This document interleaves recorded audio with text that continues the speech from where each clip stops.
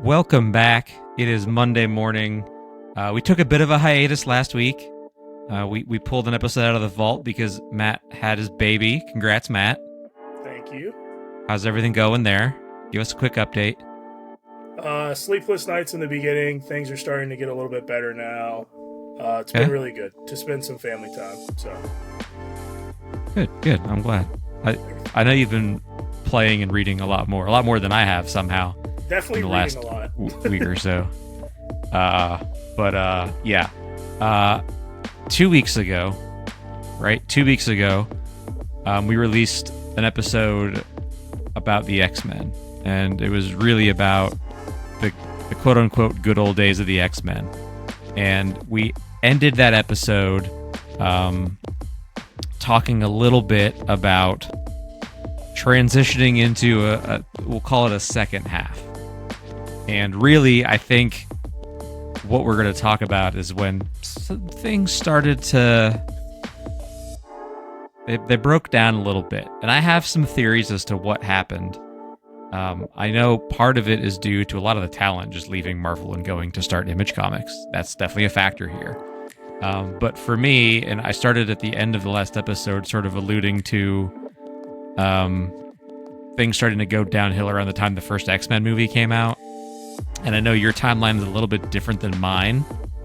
So I think I'm going to let you kind of start, and I'm going to chime in a little bit when I have some things to add about the X-Men movies era, if you will.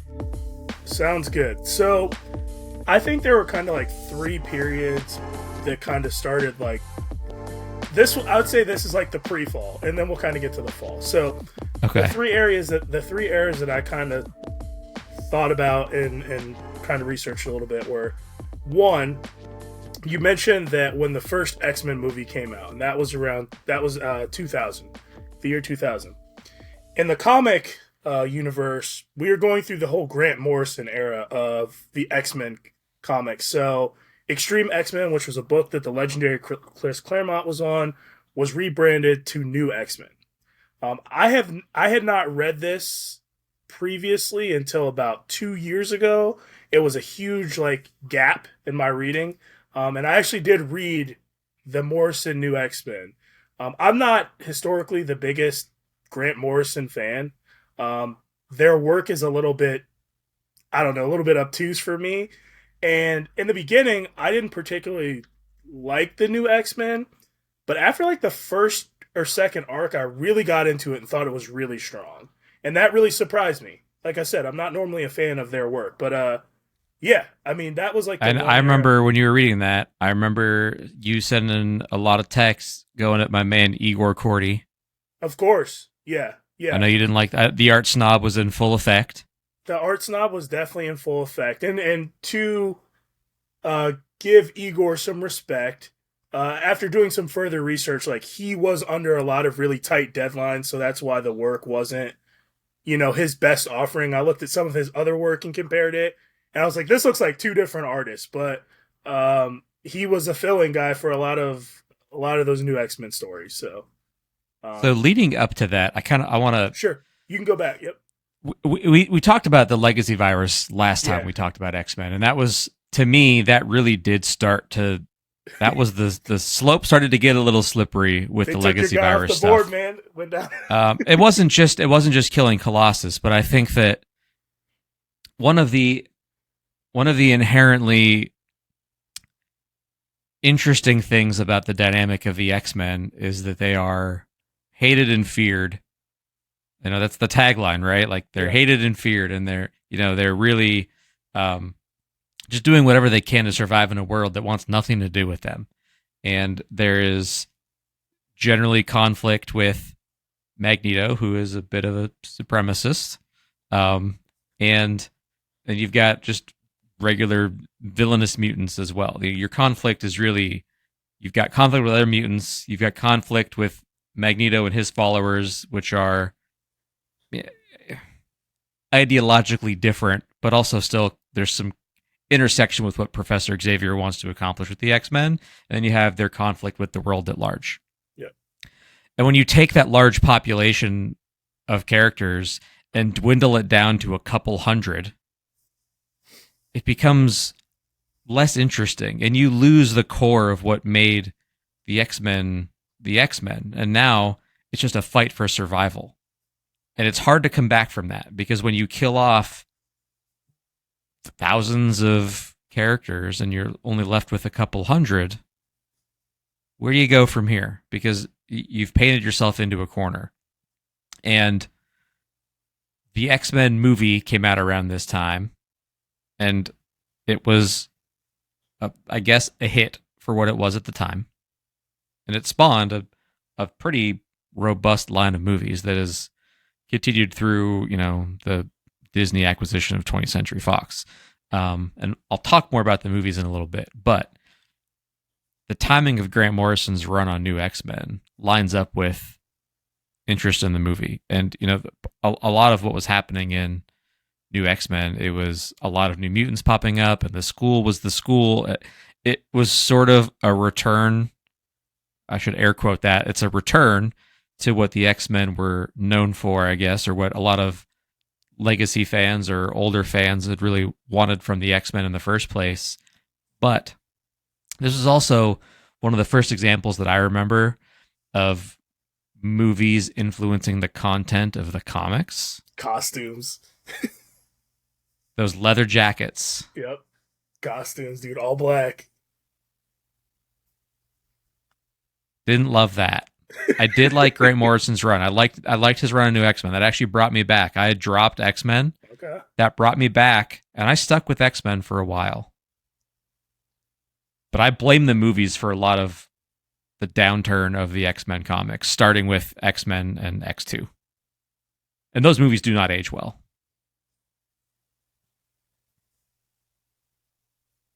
I think that's all. You fine. You can proceed. Huh? Okay.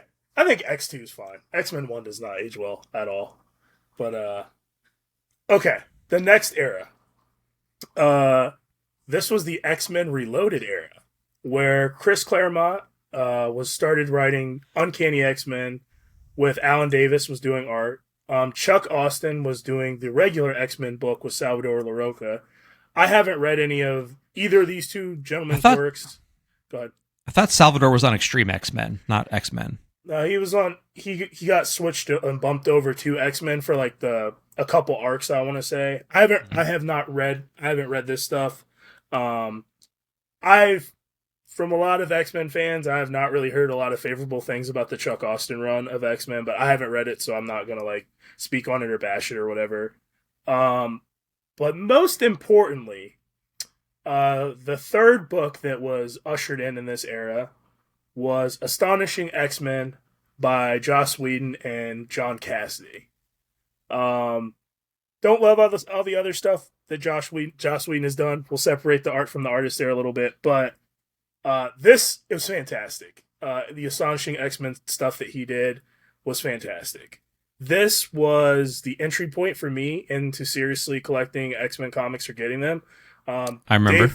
Dave was like, "Oh, you like X-Men? Here, start with Astonishing X-Men. You don't need to know anything. Just start here. You know enough. You have enough requisite knowledge of the X-Men. You'll be good."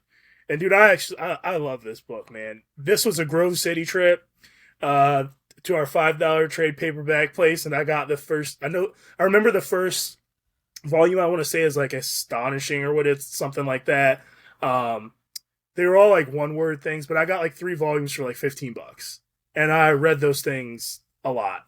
The team was Cyclops and Emma Frost were the co-leaders of the team. Beast was in it. Kitty Pryde was in it. Beast, I want to say, was in it. And most importantly, this is the story that they brought Colossus back in. And I know that was kind of a thing for you. It also introduced... No. Yeah, it was, but it wasn't. So Colossus really hasn't been the same since he came back. Yeah. They've been, everyone is hell-bent on Colossus being a pacifist farmer artist. Sometimes he has a beard, sometimes he doesn't. He's a sort of a recluse now. It's whatever. Yeah.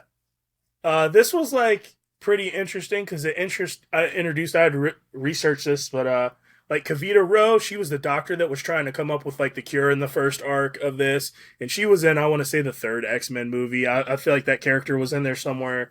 Agent Brand, Abigail Brand, Sword, that whole extra dimensional thing, and that guy Ord of Breakworld. I don't know if you remember him. He was the villain in most Mm-mm. of it. He was like the green guy who kind of So looked like a Ninja Turtle. I don't know if you remember. I He had didn't like, read Astonishing X-Men. oh, you never read it? No, How'd you put me on it then if you never read it? because it required no previous knowledge. The whole point of that book when it was solicited was this is the jumping on point. We're trying to get new readers. Like that was the easiest thing to point you at for you to jump in without really feeling lost or like you made a mistake. So I just put you on the thing that was the easiest entry point. I didn't read it myself. Stu put me in the kiddie pool. Just walked away. Yeah, you're welcome. Look at you now. Look where we are now. It was clearly the right thing to do. Oh, I loved it. It was good though. I reread it a few years back. I should probably reread it again. But that was Maybe I should read it for the first time. I don't know. I don't know. You might. That was the kind of the third era or second era that I wanted to talk about. The last era. And that to be clear, you're talking about things that are good. Yes. These are things I enjoyed. These are things good. I think is relative, but these are all things that I enjoyed and I thought were good and kind of got me in. We're about to hit the fall in a second, in my opinion. From my Well, we're already in the fall from where I'm sitting, but yeah.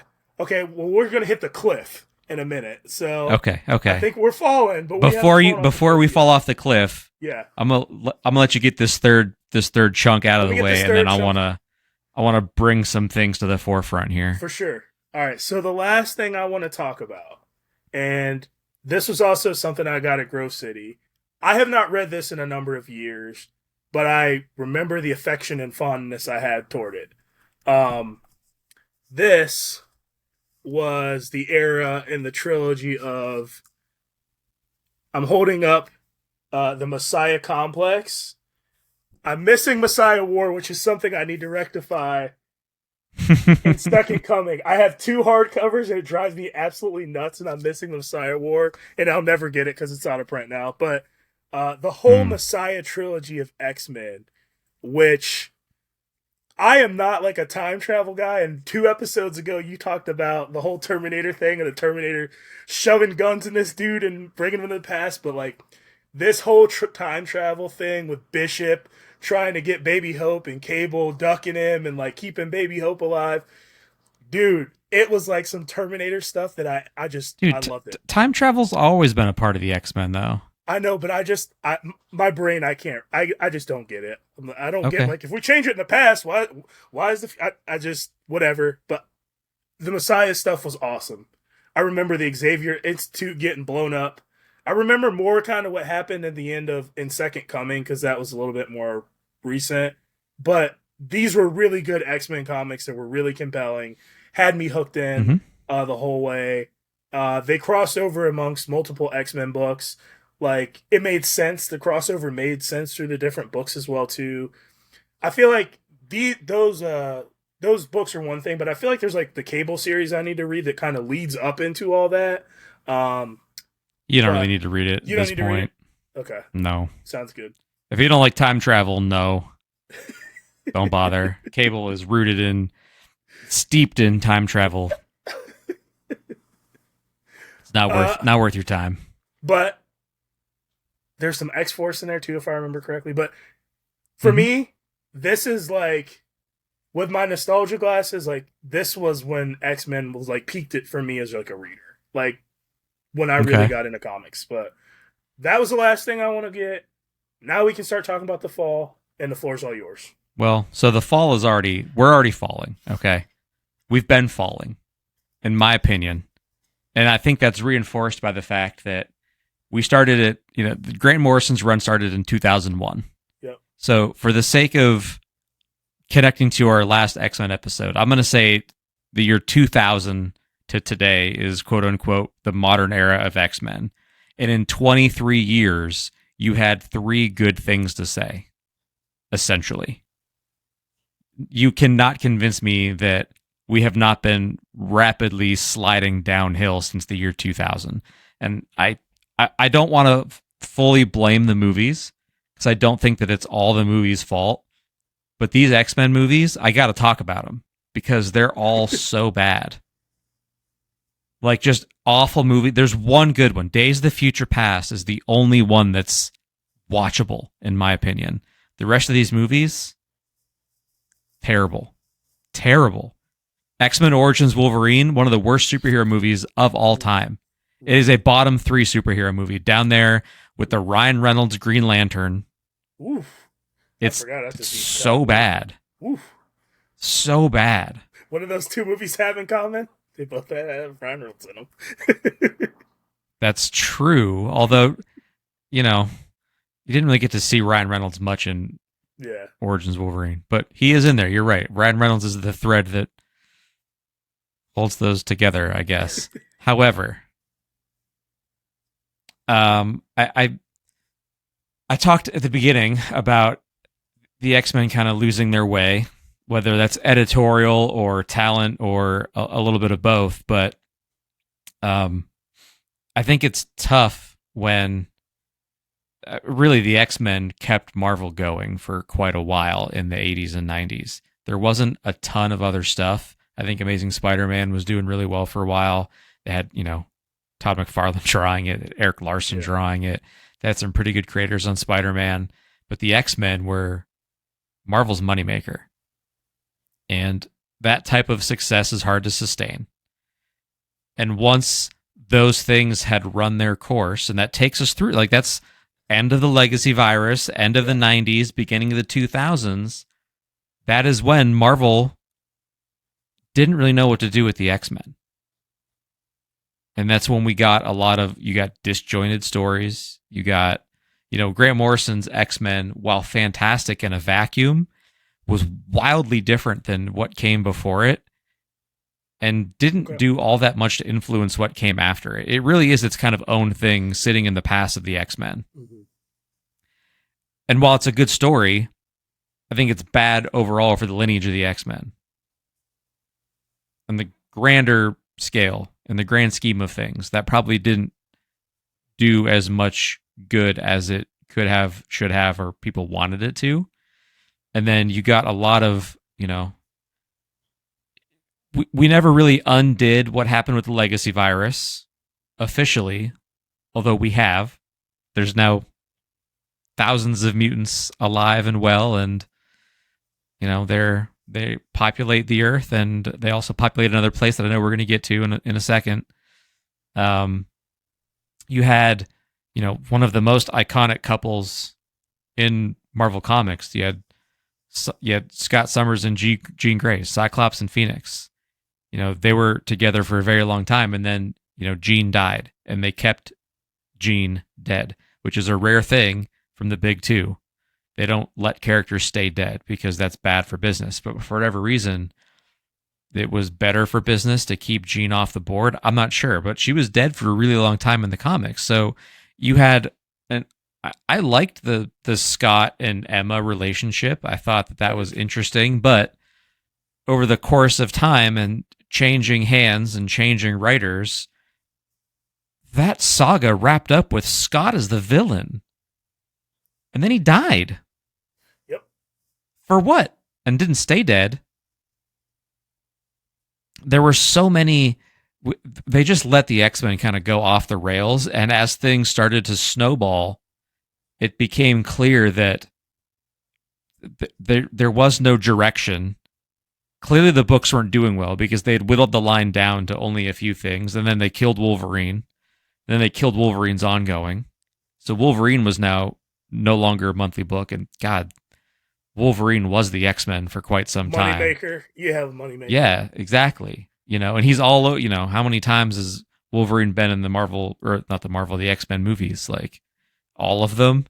I think there's First Class. He's only in like a hidden, like a secret scene at the end, but he still makes an appearance, and he's in all the other ones. And there are 3 Wolverine movies. But in the comics, he's gone for a while. None of these decisions, yes, the decisions that were made, whether it's like individual creators or Marvel editorial, they have been in this death spiral with the X-Men for quite some time. And then it got to a point where there was just Uncanny X-Men, then they canceled that book too, and things were quiet for a while, and then there was a relaunch coming. And that's when we plummeted off the cliff. Man, you went through a lot there. Like you, that's fine. We can talk about the current era we're in because I know there's a lot of meat on that bone. So we should. Well, we titled this episode "The Downfall of X." Yeah, and really the thing that has upset us the most about the X-Men is everything it's this stuff. It's the Dawn of X stuff. Yeah, House of X, all that. Like we can dig into that a little bit, but I think it's important to say that while you're right. Like there's some good stuff that happened in the last 23 years. Yeah, but not nearly enough good stuff to counterbalance where we ultimately ended up. And where we ended up was, in my opinion, a really bad place. And it sometimes, most of the time, a downfall doesn't happen overnight. And I mean that in a general sense. Like, okay, military coups happen in the world. Yeah, I got you. But generally speaking, things crumble and erode slowly over time. Yep. The Roman Empire didn't disappear overnight. It took time for it to finally collapse. And while maybe sales numbers would not back this up, and maybe people reading the X-Men comics don't back it up, but we've crumbled now. We are in ruins of the X-Men as a property in the comics, in my opinion. And I know it's your opinion too.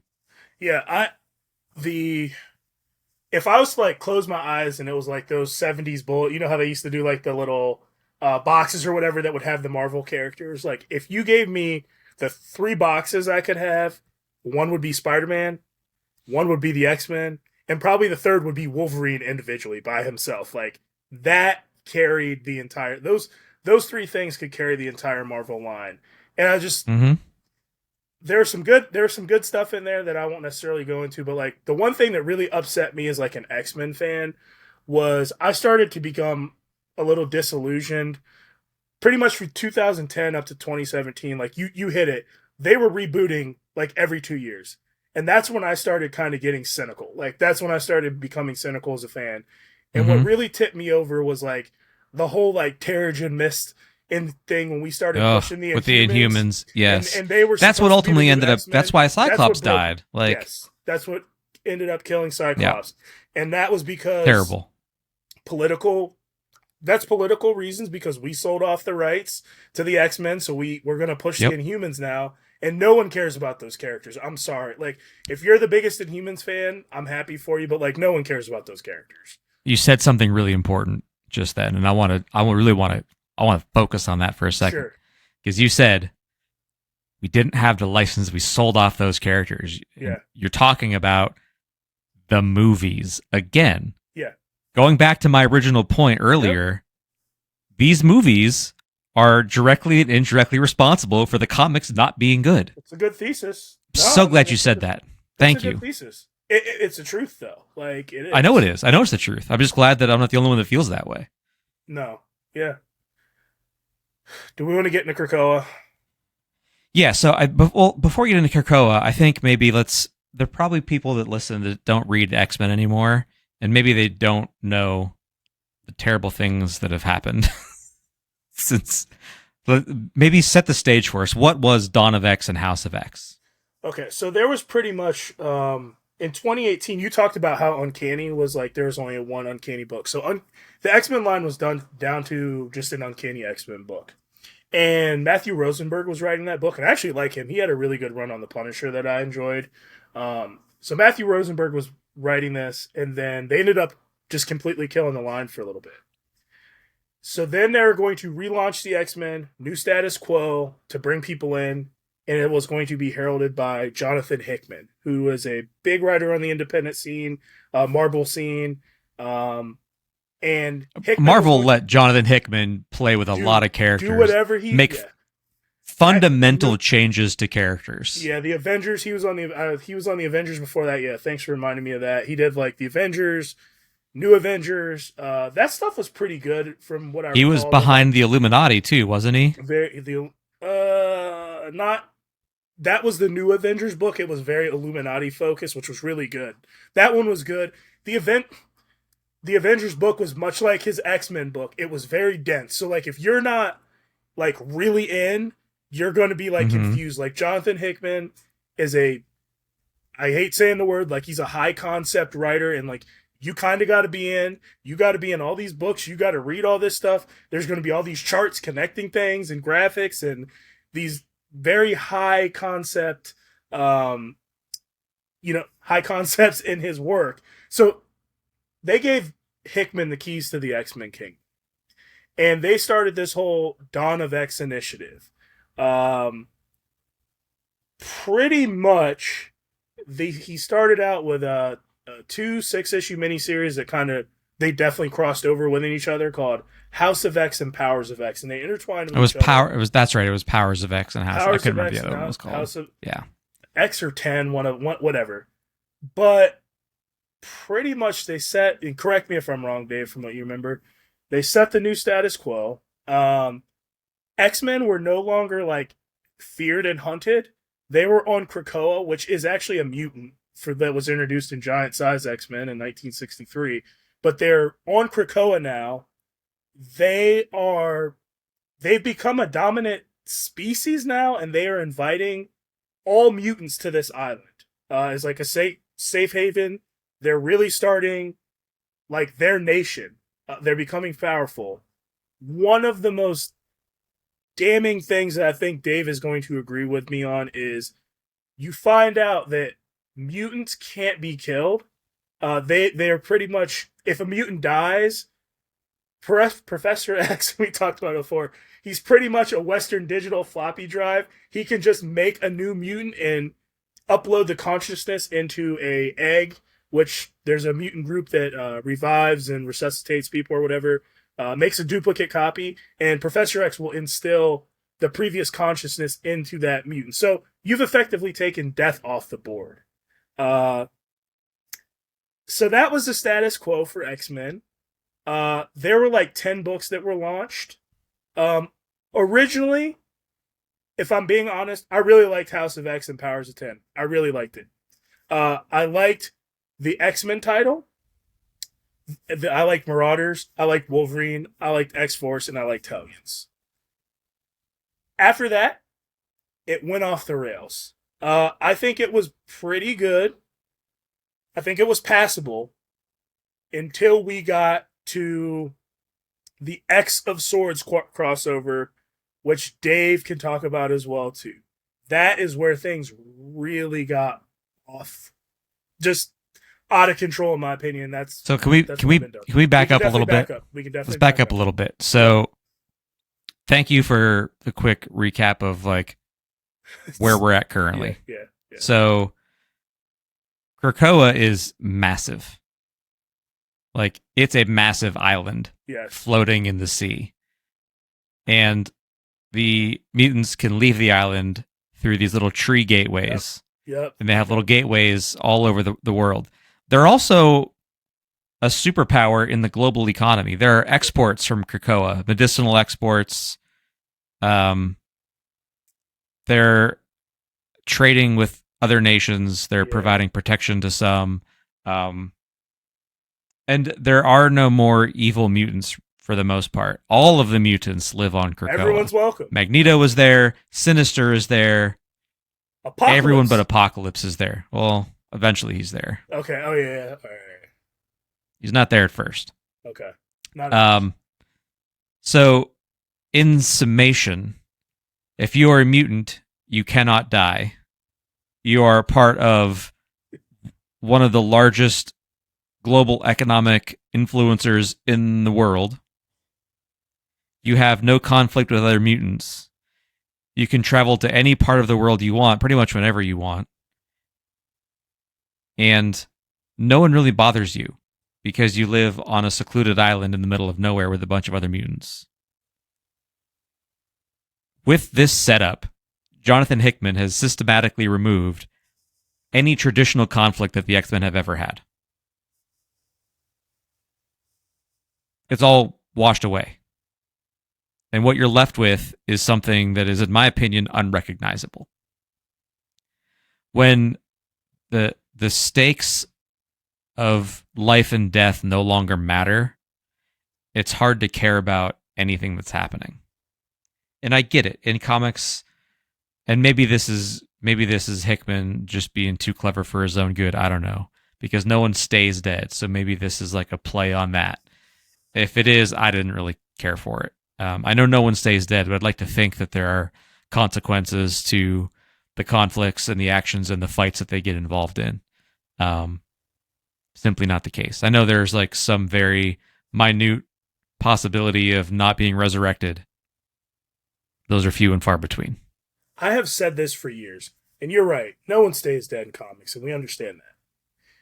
If you kill someone and you took them off the board for 10 years, I think that's a good compromise. Wolverine died. Wolverine was back in 3 years.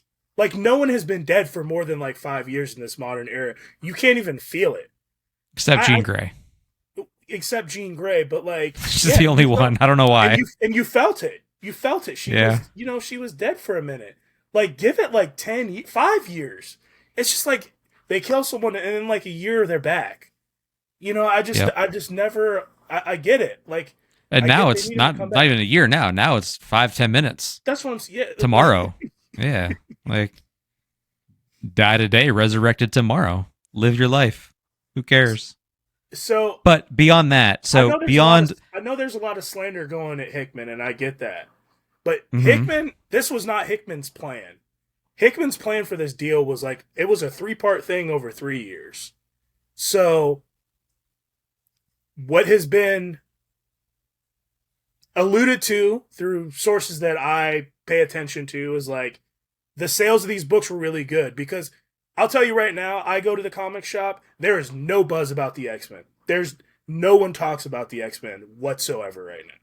But when House and Powers came out, multiple people I know that go to comic shops, those joints were jumping. People were interested. People were in those shops. Those initial books were selling. People who don't even like comics were reaching out to me, asking me about this stuff.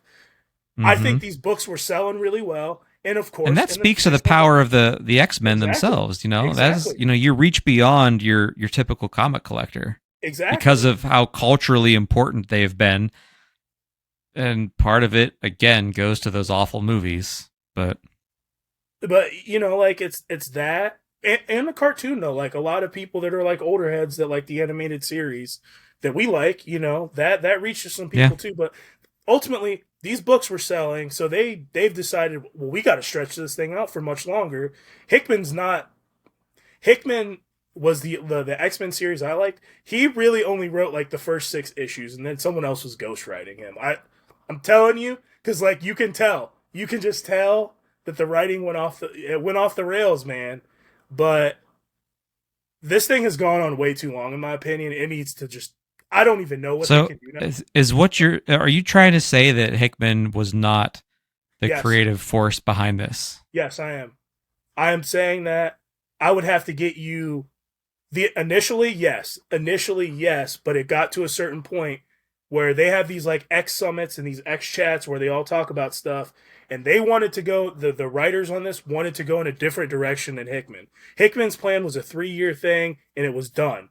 This has been going on for way longer than that. It's going to keep going on for, I think it started in like 2019 or 2018 or something like that.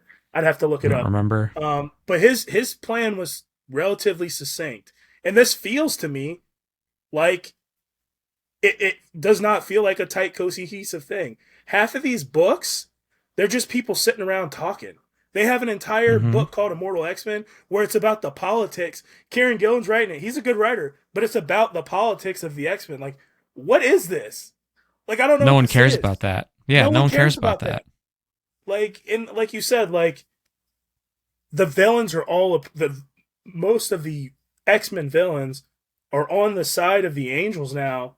And unfortunately, no one can create villains as iconic as these villains. Mr. Sinister, Magneto, we know is he's kind of been turning for a while, so we'll give that's one we'll give. But like the Rogues Gallery, like what are we? There's nothing that they're going to create. Strife, Sabretooth, the Juggernaut, Apocalypse. the I mean, what do we Sentinels, do? What do you William do? Stryker.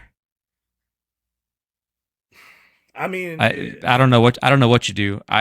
It's so far gone. And God, those prose pages I and the got that. Yeah. graphs Yep. and the charts, all that shit. You've got to be kidding me with that. You've got to be kidding me.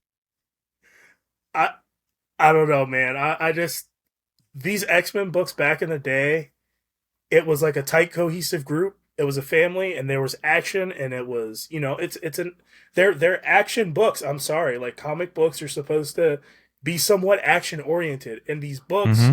are just exposition, dialogue heavy, and like you said, prose pages, man. Like legit prose pages. Sometimes two full pages of prose in an issue. That's not what I'm Yeah, signing up for the it's X Men for. insane. It's And insane.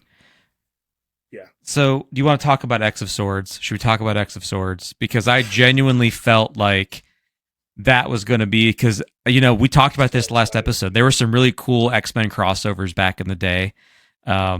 Like Executioner Song, Extinction Agenda, Mutant Massacre, all the Messiah Complex stuff, which I know that happened in the modern era, but still, it's a good crossover. Yeah, Um, I was really hopeful that I was starting to wane a little bit because I wasn't reading all of the books since the relaunch. I was only reading X-Men and I think the other maybe I was reading X I think you're reading X Force Force, for a little bit, maybe. I don't know. and then I read Wolverine for a little bit too. Yeah. Um, but I was really hopeful that X of Swords would be like a return to like Apocalypse was the villain, or Yep. so I thought. And boy, it failed to deliver on all fronts. I mean, I can't. I just remember it got to like legit like slapstick, like in the Sinister book, like with Mister Sinister, and like Yep, there was arm wrestling and like pie pie eating eating contest, contests a dance and off. a dance. Like, I mean, what are we doing? What are we doing here?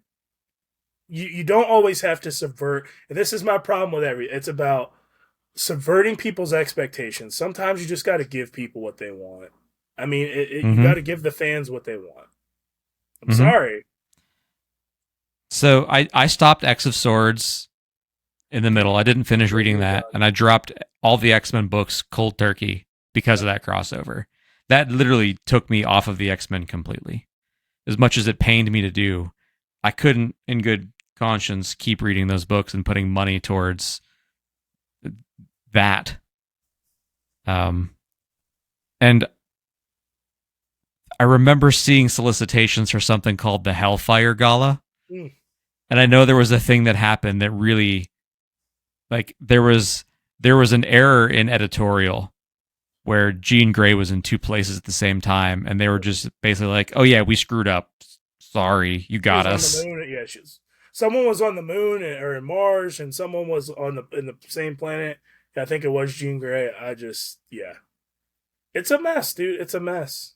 Like I And don't know. the Hellfire Gala is coming back this year. They're doing another Hellfire Gala. But to their credit, it's only one comic. Like the original Hellfire Gala was across all the titles. It was Yep. everything. This is just like a one shot special, which is fine. I just it just became crossover after crossover.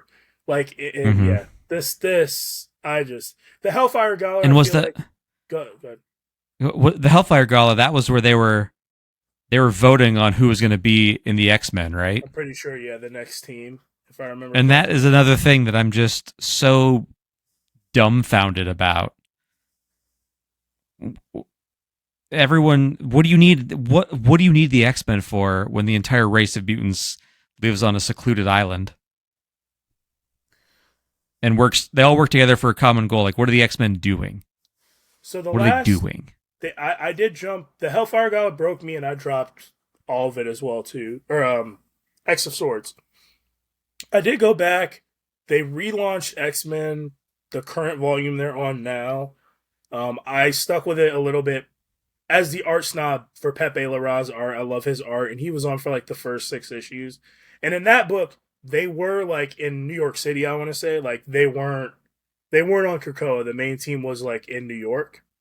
Um, don't really know what they're protecting. They really weren't. There was no purpose for them to be in New York, in my opinion, but they were actually there. But I dropped that book after like 6 issues. After Pepe Larraz stopped being like a regular artist, I was like, "Yep, nope, I'm good." I just wanted it for his art. So Fair enough. So I do want to wrap up here in a second, but I want to make one more. I want to take another jab at the movies. dude, Do you remember? my goodness, I do. They're terrible. Do you remember in X-Men: The Last Stand, the Juggernaut scene? I'm the Juggernaut, bitch. That's when I knew. Because the first two movies, That's when you knew. they don't age well, but I enjoyed them because in that moment in time, we didn't have the MCU. Yeah. All we had some good Batman movies. We didn't really have good comic book movies, and those felt like good comic book movies until that line, and that's when I knew things were not going to go well here. Yeah. Yeah. So I still haven't watched. I couldn't finish X-Men Apocalypse. I tried. I got to the scene where Magneto was like getting run up on by maybe Psylocke or something. I don't know. There was something with Magneto. No, it wasn't Psylocke. It was just like some random dudes or something. But I couldn't get past that scene. I never watched Dark Phoenix or New Mutants. I did watch Logan, and I hated it. Yep, hated it. Hated it. Logan. I like Logan. It's like a standalone story. Like if it's just like a one shot, but you can't screw up Laura Kinney for me. Sorry. Disliked. Corny ass movie. Didn't like it. I know I'm gonna get hate for that. I don't care. That movie didn't like it. Good, but sorry. Didn't like it. Didn't like it. So I don't know where we go from here because it feels like the X-Men are back to where they were in the Legacy Virus era, where sales are starting to suffer. Fans like me are going, yeah, I don't think this is really for me anymore. We don't have movies coming out now to buoy the comic book sales because thank God Disney reacquired the license and we're going to get some sort of X-Men reboot in the MCU at some point. Jury's out on whether that's going to be any good or not because apparently Kamala Khan is the first mutant. So yeah, I don't know where we go in film with the X-Men, but in the comics it feels like something's got to give, right? I feel like there'll be a reboot that coincides with the movie. Like that could be 5 years from now. It could. That's you're saying. What do? We sit on our hands and wait till there's something that's worth reading. Like I have no interest of returning to this era whatsoever. Like no. That is the sad truth of it. I guess you're right. We do just sit on our hands and wait. I guess we always have the Marvel Unlimited app. We can go back in time and reread some stuff that was good. If it's on there. I don't know if it's even all on there at this point. But everything's on there. It's all on there. No, everything is not on there. Your Ghost Rider's too seedy to be on there. X-Men's on there. Punisher's not on there. He's too seedy. We can't talk about the Punisher. You know we can't talk about the Punisher. I'm just saying, dude. Old stuff, it's not a guarantee that it's on there. Not a guarantee. Okay.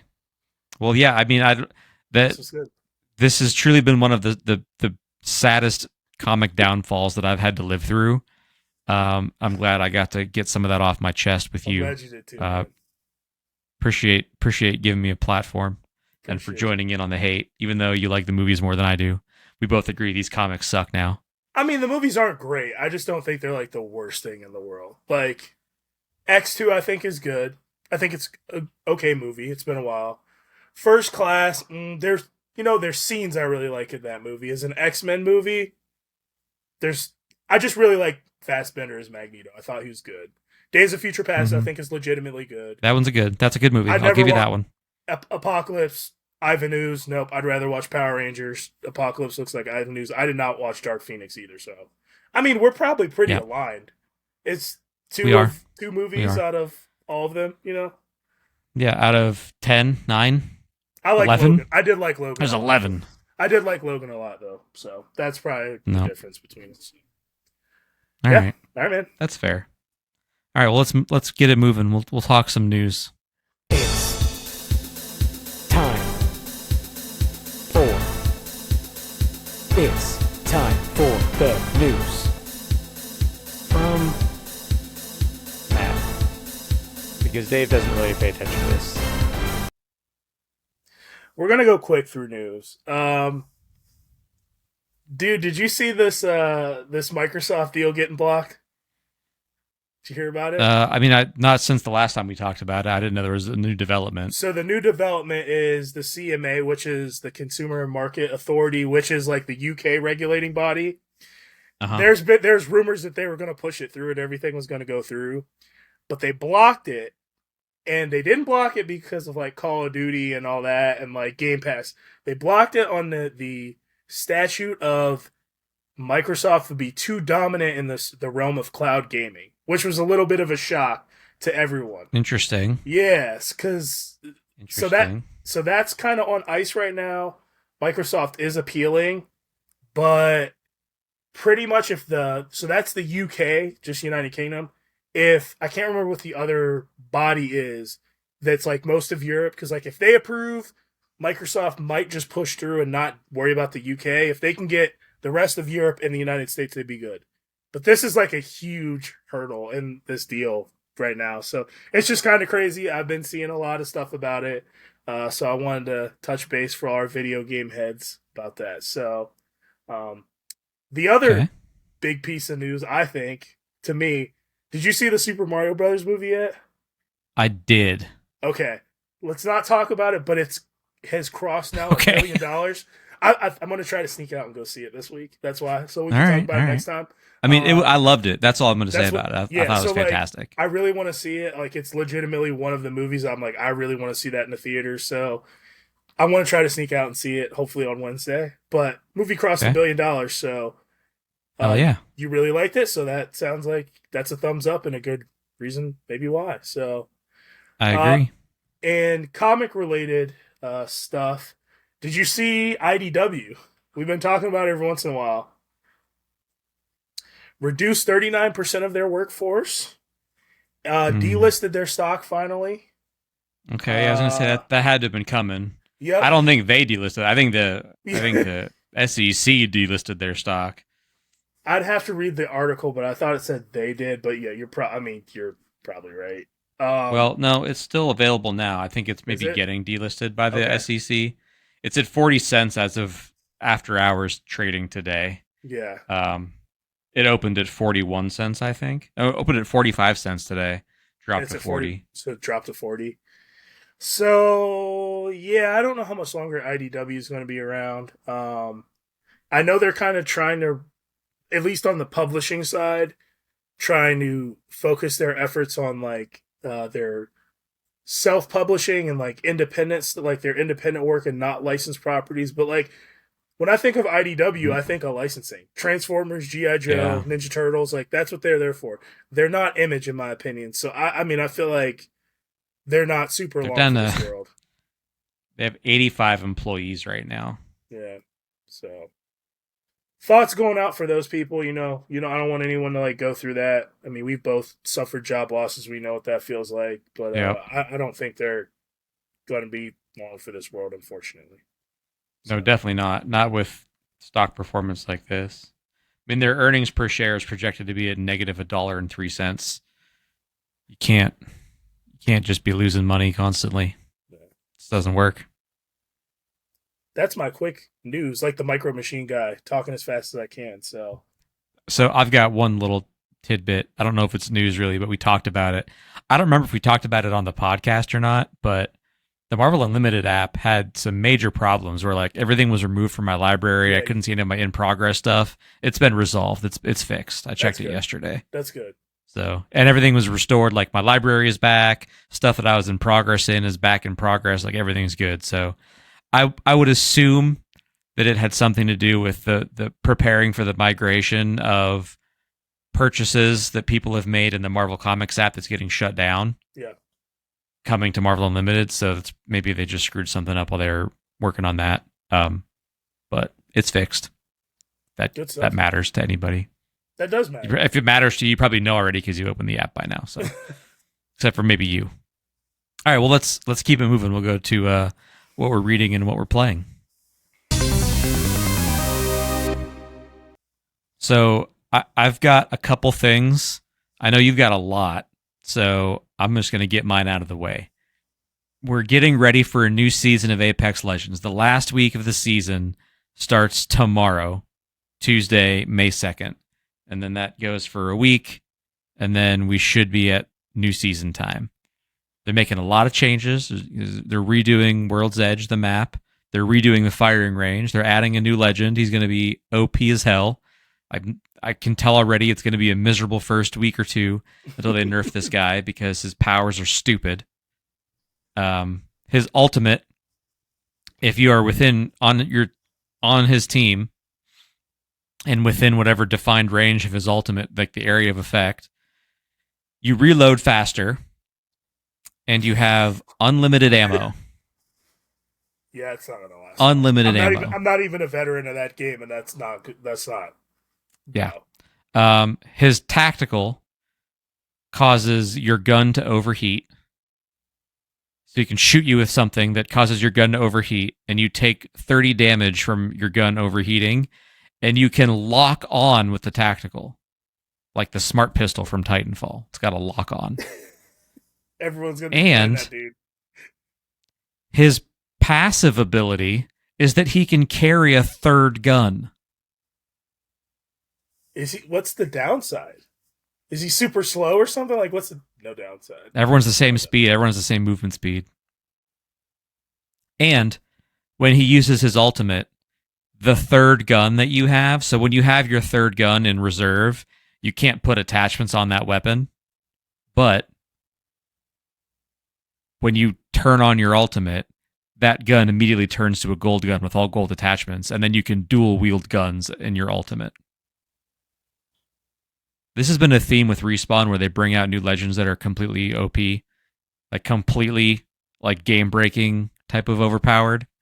So I'm curious to see how that shakes out. But I've been in mixtape, just playing team deathmatch and gun run and stuff, just knocking out challenges, trying to finish the battle pass, just getting ready for the new season to start. And I read something that I think is going to shock you. The Guardians of the Galaxy movie comes out this Friday. It's the third and final Guardians movie. Thank God for that. And they relaunched the comic. So I picked it up. I read Guardians of the Galaxy #1. And you know what? I didn't hate it. I didn't hate it. It felt a little rushed, the first issue. It felt a little bit rushed. You really don't know what the hell is going on. The team, the Guardians team, is like everyone but Groot, and you find out by the end of that issue that Groot is like the antagonist. Okay. Like they're running away from Groot. Groot is destroying planets and is acting like Groot shows up to a planet and then infects all of the living beings that it comes in contact with and basically kills them, like turns them into like little wooden Groot looking things. Kills them. So I don't know where it's going. I'm going to read it. I'll maybe just read the first arc. I don't know. We're just going to see how it goes, then maybe switch to Unlimited. But the first issue just dropped today on Unlimited. So oh, did it? Yeah. I was actually downloading it. I was like, I'm going to check this out. See if I like it. Oh, well, sorry for spoiling it. No, you're fine. It's fine. Okay. That doesn't spoil anything. And I put a little bit more time into Terminator 2. I finished the first arc in that omnibus. It ended like every Terminator comic ends, which is like, we think we vanquished Skynet, but there's one tiny little ripple in the pond of time that has made sure that Skynet still comes into being. So we've got another comic coming to explain away what happened. Nice. That's it. That's all I really did. I've been doing some other things, some band related things, and spend some time with my girlfriend, so I haven't done a lot of reading or playing of anything else really. So I'm on like a 2 week sabbatical since baby was been born to like help out the wife. She had a C-section, I mean, so isn't it just paternity leave? Like, isn't that yeah, what they call it? yeah, a little. Well, It's not really a sabbatical. we can talk about leave. I got a weird leave thing I'm doing, but I have 2 weeks of like vacation I'm using right now to like help out, be around, and all that. So I've done a lot of reading, and I want to start with what I'm playing. So Okay. I have like a 2 week period here, so I've really dug into The Last of Us 2. Uh, I'm not going to talk about Yes. spoilers like we talked about Yeah. previously. I'm We just can going to talk say, after we stop recording. yep, we need to. I'm just going to say Yep. I got to the lodge scene in the Mm. lodge. I didn't think Yep. I was going to cry again, but they got Mm. me. Gotcha. But You won't be the last time. yeah, it's not The Last of Us crying. I super love like the indication that I like love this game is, dude, I am like picking up all these papers and reading like all this stuff, like Mm-hmm. all of it. Like I sit there and read Yep. it, flip it over, and like manipulate it. Yep. Like, I'm Yep. reading all these documents in the game. I like how it's like semi open world. Like I'm going to all the different stuff on the map. I'm really enjoying the game. And my goal is to get, I think it's like 20 or 30 hours, and I'm like 8 hours in. So my goal is to get like most of it done, if not all of it, before I go back to work, so I can like finish it at a relatively quick pace. But loving that game. So when I was in the hospital, we had the baby, and we had to stay for 2 days just to like monitor my wife and kid and all Yeah. that stuff. So like, I'm just sitting there, so I'm like, what else am I gonna do except read some comics? So I've been doing a lot of reading. My highlights. I know you hate these books. This is Gunslinger Spawn. I think the reason I love this book so much, out of all the Spawn books, I think it's the best one because he's the closest character to Wolverine. That's the thesis that I came to, because I can't get a Wolverine book from the X-Men, Yeah. so I have to go somewhere else to get it. And it's like a self-contained, badass character that doesn't take any shit. And I just love Gunslinger Spawn, and the art's good. So, I slipped another one too. I forgot about. My second pick. I got Dead caught Lucky. up on Dead Lucky. Okay. Completely read What'd you it. think? I think Rogue Sun is number one. I think Yep. Dead Lucky's number two for me. I really like Oh. Bibby. Dude, I really liked Bibby. You know, USA. No, I like her whole, like the whole PTSD thing, and I like her story, and I like, Okay. that she carries the people that were in her company that were lost with her. I like the fight they're having, and like the end twist at the end of the first arc. Like I want more. I want more of Dead Lucky. So I haven't Well, you read. don't have to wait too long. Yeah, June. yeah. I wait. They all piled up, so it's coming back for me in like 2 months.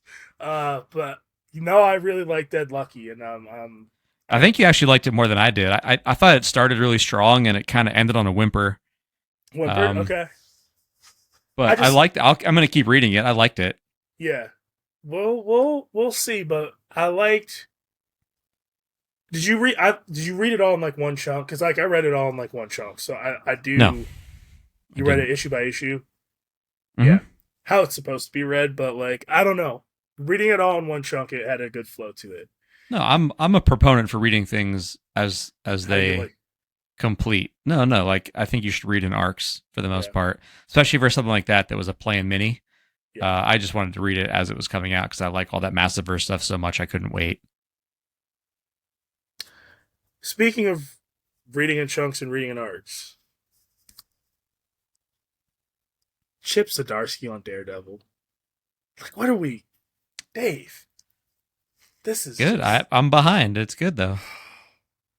Marco Cicchetto on arc. Like, this is what we need more of, Marvel. This is the treatment we need on X-Men. We need to take it seriously. your top talent needs to be on X-Men. It just needs to be. I've I don't know what else. The fact that I've Daredevil's heard always been that good.